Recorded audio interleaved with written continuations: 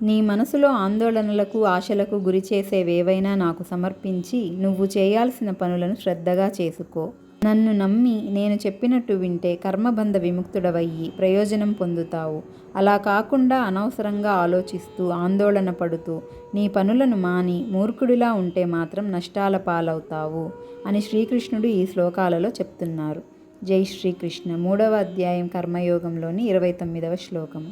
ప్రకృతేర్గుణ సమ్మూఢాః సజ్జంతే గుణకర్మసు తాన కృత్స్న విదో మందాన్ కృత్స్న విన్న విచాలయేత్. భావము: ప్రకృతి గుణాల చేత మోహము చెందిన వారు భౌతిక కర్మలయందు గుణములయందు ఆసక్తిని కలిగి ఉంటారు. అటువంటి జ్ఞానం లేని మందబుద్ధుల మనసులను జ్ఞానమున్న వ్యక్తి కలతలను కలిగించకూడదు. వారికి సరైన జ్ఞాన మార్గాన్ని చూపాలి అని భావం.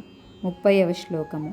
మయి సర్వాణి కర్మాణి సన్యస్యాధ్యాత్మచేతసా నిరాశిర్నిర్మమో భూత్వా యుజ్యస్వ విగతజ్వరః.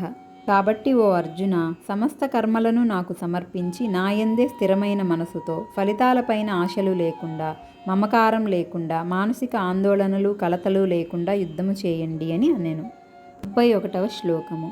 ఏమే మతమిదం నిత్యమనుతిష్టంతి మానవాః శ్రద్ధావంతో నసూయంతో ముచ్యంతేతేపి కర్మభిః.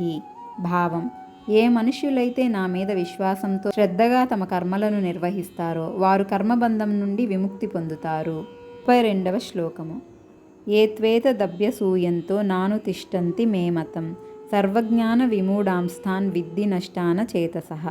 భావం: కానీ ఎవరైతే నా ఉపదేశాలను అనుసరించరో వారు జ్ఞానం లేని వారిగా మూఢులుగా భ్రాంతి చెందిన వారై నష్టాల పాలవుతారని తెలుసుకో. జై శ్రీకృష్ణ.